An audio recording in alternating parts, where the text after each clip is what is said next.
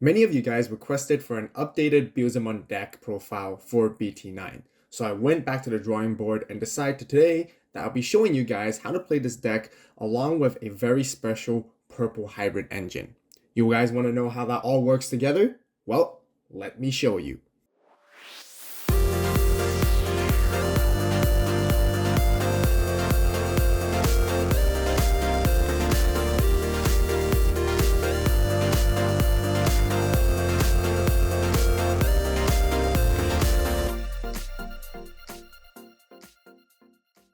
Just before we get started with the video, I got something really cool to share with all of you guys. If you haven't watched our newest Battle of series with Mario, then be sure to check that out as well.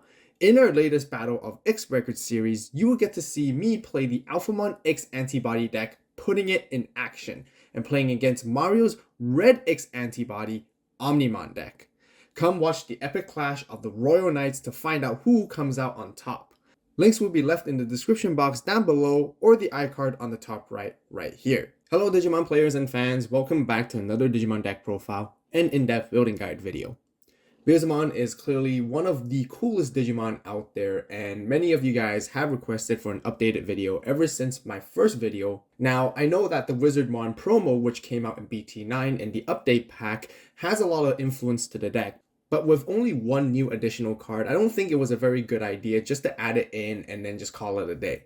But not to worry, because there's going to be a bit more Beelzemon support in BT10 that is coming right around the corner, and I'm definitely going to continue to explore the deck and find even more new ways to play it. Not only that, did you guys know that Beelzemon starter deck has been announced for upcoming in Japan? Apparently the starter deck is going to be so good that itself will be a fully equipped and competitively viable deck right out of the box. So if you guys can't wait for more awesome Beelzemon content on the channel, then be sure to hit that subscribe button right now, turn on that notification bell so you guys will know immediately when those videos come out. This time we're going to be building him very differently. We're going to be combining it with the purple hybrid strategy, which may seem very odd at first. Truthfully, I didn't really vibe too much with the deck when I was playing at the beginning as well. But after spending some time playing with the deck more, I understand how it all works now. Since Beelzemon is known to trash your deck very quickly and very randomly, you often risk into trashing some of your very important cards. And one of the biggest weaknesses is trashing the Tamers that you need, and there's very little ways to get them back from your trash, and even if you do, you have to pay a lot of memory during the mid and late game stages, which actually sets you back quite a lot. Now this build actually has several ways to provide recursion, especially with Tamers, and that is where Digimon and the purple hybrid package comes in handy. And that is because Digimon can actually help you cycle back the Tamers that you need for free when it is deleted, and it really helps set up especially for your Iron Mako to get into your Blast Mode combo for later on. And all you need is one Tamer and you can get going. Like always, I got you guys covered with a how to play guide later on to teach you guys how it all works, so don't miss out on that. With that being said, let's get into the deck profile first. Okay, Digi-Egg cards. It hasn't really changed too much from the last build. We still play the 4 Starter Deck 6 Pagumon along with the BT2 Pagumon. Starter Deck 6 Pagumon is just on deletion, trash 2, really great synergy overall with the entire deck. Pagumon from BT2 is still really good synergy because when attacking you get to trash the top card of a deck. Both eggs are trashing. That's what we want to do in this deck, so 5 eggs is actually not too bad overall. Okay, so now let's go into our rookies where we only have Impmons, and let's start off with the newest one, the EX2 Impmon. Still one of the best ones, really good, simply because if it gets milled other by its own effect, specifically, you get to mill another 3 cards, really helping you turbo that mill, really nice. Also on play, searching, grabbing yourself Beelzemon, Iron Makos, really great for that as well. And then last but not least, Inheritable, giving your Beelzemon extra 3000 DP is absolutely huge. So this really explains why it's the best Impmon. You definitely want to maximize 4 copies of it because it can do so many different things and it can be very versatile itself. For the next Impmon, we still have the 4 copies of the BT2 Impmon. This one is just super good because on deletion you get to mill 3. Still really great synergy, and the whole idea of the combo is to Digivolve it into the Pagumon at the early stages of the game, swing into your opponent's security, whether if it survives or not, and if it does get deleted in security battle, you get to mill lots of cards, which is really good to get your combos and get your starters going. Then we still have the 2 BT6 Impmons here. This one is just really good for recursion, grabbing your Beelzemons back from your trash. Keep in mind you cannot grab Blast Mode because Blast Mode specifically is not a 7th grade Demon Lord, so keep in mind that, nor either it's a 3 Musketeer. But 2 copies is really all we need because we have a lot of different newer recursion methods in this deck, so that's really it for the rookies. Now let's talk about our level 4s. Let's start off with this one of Doberman right here. I personally really like this card and I do want to add more of it if possible. However, deck space is extremely tight, so we can only play as a one of, and I do highly recommend you guys at least play a one of, simply because it can help you mill more on deletion, but also grabbing yourself a purple Digimon or Tamer back from your trash to your hand, really allowing you to be very selective and giving you a wide range of choices when depending on what card you need for this specific situation. Okay, now let's talk about the purple hybrid package. For the level 4s, we have 3 Lowimons here, as well as 4 Kaiser Leomons. Lowimon is simple. Basically, Digivolve on top of a Tamer so then you can swing. Kaiser Leomon, on the other hand, being a slightly better one because when you Digivolve on top of a Koichi, it does gain Retaliation, or if there's a hybrid underneath the sources, if you Digivolve on top of Lowimon, also gains Retaliation until the end of your opponent's next turn. Now, once again, we don't really have a whole lot of deck space, and 3 Lowimon is really all we need simply because we don't have a whole lot of Tamers to make a lot of hybrid plays as consistent compared to BT7. So that's it for the level 4s. Continuing with our hybrid package, we of course have the 4 copies of Rihimon. This is our main level 5 essentially. Really important because it can Digivolve for 1 on top of our Kaiser Leomon or Lowimon as long as there's a Tamer underneath it. And then we always want to be swinging with this card as much as we can because if we do get deleted, we get to play one of our Tamers back from trash, which is really good. Otherwise, in alternative situations where Rihimon does survive, we can go into our level 6s very easily as well. But that's the 4 level 5s. That's all we need for the hybrid package, essentially. So let's now begin with our level 6s. First and foremost, we still have to have the 4 copies of the EX2 Beelzemon here, simply because when it does get milled and trashed from the deck, you can bring back Impmons and cycle back, and it almost gives you like a rookie rush and floating capability, which is really nice. Bringing more Impmons on board can apply even more pressure, so you can make more swings. That's really the whole idea. But the other thing is, it's just a very strong level 6 because not once per turn, when Digivolving, when attacking, you get to delete more things, and the more cards you have in trash, for every 10, you get to increase the level by 1, mainly starting at deleting a level 3 is just super good with this card, and you do want to see this as your main boss Digimon and bridging into your further combos later on too. Next, we play 3 copies of the BT2 Beelzemon right here as well. This one, because we do trash a lot with our deck, and having this Beelzemon with its warping capability has become even more important than ever, and I do want to see this card a little bit more often instead, because with the purple hybrid package that we're currently playing, we don't have a reliable way that we're building a stack anymore. We have to be a little bit more flexible and agile. However, this Beelzemon really helps us skip those requirements, which is really good, and it feels really nice when we can get into this guy, control the board, and then potentially get into our blast mode as well, which of course we have 2 copies of blast mode. Now, some of you guys are thinking, what are you doing? You should be playing 3. Now, I have been testing 2 or 3. We do a lot of milling in this deck generally. We very often enough will be seeing 1 or 2 of these guys in our trash with the pace of the milling that we have. But not only that, we always do want to recur to our hand for whatever reason. There's a lot of recursion going on. And mainly, I feel like in the game situation, realistically, I never really need to see more than 1 of this in my trash because all I need is to get access to 1 and the game's usually finished by then anyways.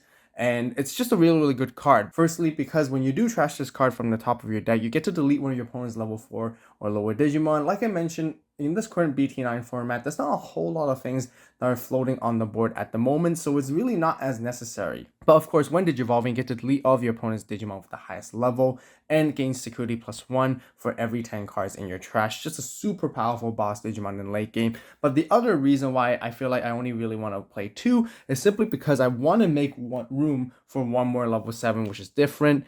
Right here, we have Defxmon. Defxmon actually works very well in this deck. Super good to counter wide boards with lots of Tamers and lots of Digimon on the board is really nice. And the de-Digivolving aspect is just absolutely insane. And deleting all level 4s afterwards. I mean, Defxmon is just super powerful. And we only need 1 copy because, once again, we have lots of ways to grab this card back when we need to. But that's it for all of our Digimon and the level 7s there. Let's talk about Tamers. Very, very simple. We have 4 copies of Ayamako simply because it's our memory tamer. They help us get into our blast mode, mill more cards when we do attack, and simply because we just need to see more of that and run 4 of these because potentially it can get trashed from the top of our deck and it doesn't feel as good. Next, we got 4 copies of Koichi right here, and simply because we're playing a purple hybrid version of this deck, we must have 4 copies of Koichi. Really great when we do play this because we get to draw one and trash one, cycle a little bit, which is really, really nice. Also, it is a tamer to help us go into our hybrid, helping our Kaiser-Leomons, our Lowimons, and Rihimons. We always want to be going with our purple hybrids on top of this guy. And also on deletion, we get to gain a memory, and that's really the whole combo there is all about with Koichi.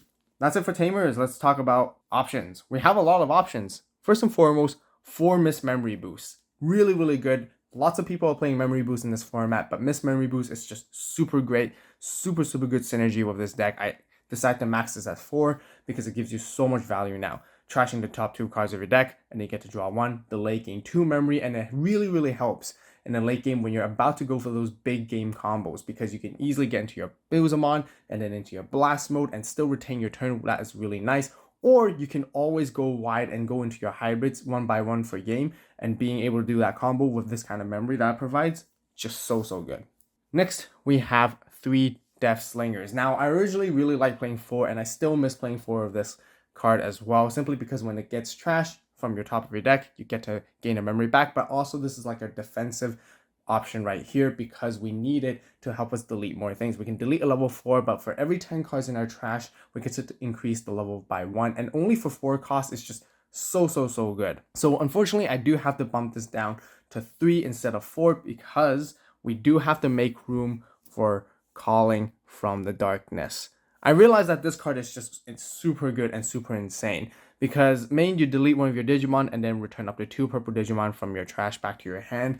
Once again, we mill a lot, and it makes a lot of sense because there are often enough times we're milling some of the cards that we really need, and having Calling from Darkness, grabbing 2 of anything back. And for some of you guys who may not know this, very interesting way of playing this card is that if you have no Digimon on your board, you can still play this card as long as you meet the color requirements for the option, and then pay the 1 memory, and without having to delete anything, you can grab 2 purple Digimon back from your trash into your hand. Now, however, if you do have a Digimon on board, you have to delete it no matter what. But what I'm saying is, in a situation where you don't have a Digimon and there's something for you to grab, really good card, which is really insane. So that will complete for the 50 card main deck. There's really isn't any other alternative cards or different cards I want to show you guys for this particular build, simply because the purple hybrid takes up a lot of space and it really becomes super niche. If there's other cards I would suggest, I would fundamentally change and completely approach this build very differently, and I have something in mind for BT9, so you guys definitely want to stay tuned for that as well. But with that being said, let's just go straight into the quick combos, or sort of how to play this deck overall. So first and foremost, most of the fundamentals of this hasn't really changed. Very easy early stage combo. You have your Pagumon. Ideally, it will be your on deletion trash 2, and then Digivolve this Impmon on top, and then just start swinging as soon as you can.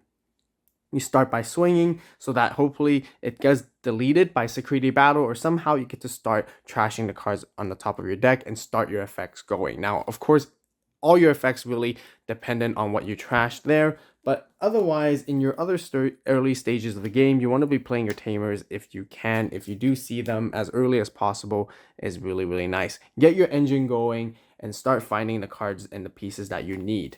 Now, while you're doing that, let's talk about the hybrid combo. So let's just say if you have Ayamako, and they'll start your memory at 3 at the beginning of every turn. So this is when you have your hybrid, your level 4 hybrid, plus your level 5 Rihimon right here. And all you really want to start doing is cycle more cards. You want to pay 2 to go into Kaiser-Leomon, and then pay 1 to go into Rihimon, and start swinging as well with it. The cool thing is, I did mention that you always want to be digivolving on top of Koichi, but in this situation, in the early game stages, it's not too bad to have your Rihimon go on top of your Ayamako instead. Now, that's simply because if it does get deleted, you get to replay your Ayamako. If it doesn't get deleted, it'll continue to stick on the board, and your opponent will have to address it. eventually. So you just keep swinging with it as much as you can, and you don't really have to think twice with it, and you don't have to be too flexible with it. Now, the thing is, once you have accumulated a lot of cards in your trash, and eventually you do see this Beelzemon here, that's when you want to think twice, and maybe you want to start controlling the board a little bit. If your opponent has a lot of Digimon or some kind of Digimon that you do need to pop stuff, then that would be the time to go into the Beelzemon to pay 3 and then use its milling effect, and then hopefully potentially you can have enough sufficient cards in your trash so you can delete something that's very, very high level. And then moving back to your next turn, if they pass you to 1 or whatever, you can start swinging and doing the same thing continuously again and again, and it really controls the board, and it really makes your opponent difficult to play with if they want to put something out on the board simply because you have this Beelzemon. Now, in alternative situations, let's just say you do want to keep your Ayamako and instead you digivolve into your Koichi instead. And then let's just say they pass you back to your 3 memory. If they don't deal with this Rihimon, it's a very huge problem for them, I guarantee you, because then you start your turn at 3, you digivolve into your Beelzemon, you go to 0, you get to pop stuff, and then now you can actually start swinging with this Beelzemon, suspend Ayamako, and then you want to make sure that your blast mode is in your trash, so then you can go into blast mode and swing even more aggressively. So the really cool thing about this deck is, like I mentioned, all you're trying to do is trying to swing as much as you can and really high roll that as much as you can as well, and it can apply a lot of pressure. And since you always have Ayamako, eventually let's just say you have Koichi, and if your opponent does blow up your board and address it, you know, in most stages of the game that you should have lowered their security fairly low at this point so that you can easily start going into your other hybrids in your hand for game here and start swinging in there and apply pressure from there onwards.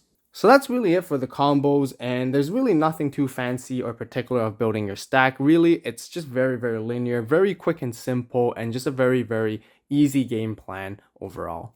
That will conclude for my very own deck building strategy and in-depth guide for the Beelzemon deck profile in BT9. If you guys enjoyed the video and found it helpful, please give it a like. If you have any suggestions, recommendations, or questions, be sure to share it with everyone in the comments section down below. Overall, the Beelzemon with the purple hybrid package is a very unique and special way to play the deck. One of the biggest pros of this build is that it doesn't really rely on building a stack where it becomes a huge problem when you do lose it. You can go slightly wide with your Impmons to chip away your opponent's security along with your hybrids to apply pressure. And when your Digimon gets deleted, it's really not a big deal. The only con I feel is that this deck definitely does still lack a number of Tamers, where you have 8 in total is still very little, and it does feel extra bad when you don't see any of them, especially by the mid game. And of course, just like any Beelzemon deck out there, by its nature, there's quite a bit of randomness when it comes to trashing cards from the top of your deck. But that's the only criticism I have for it. Once again, I'll certainly be revisiting this deck for the next format, and I just can't wait for the new starter deck to come out for us in the English version as well. So if you guys are just as excited, then you know what you gotta do. Subscribe right now and turn on that notification bell to stay tuned. As always, thank you guys so much for watching. You guys have a great day, great night, wherever you are. See you next video, and this is Avault, signing out.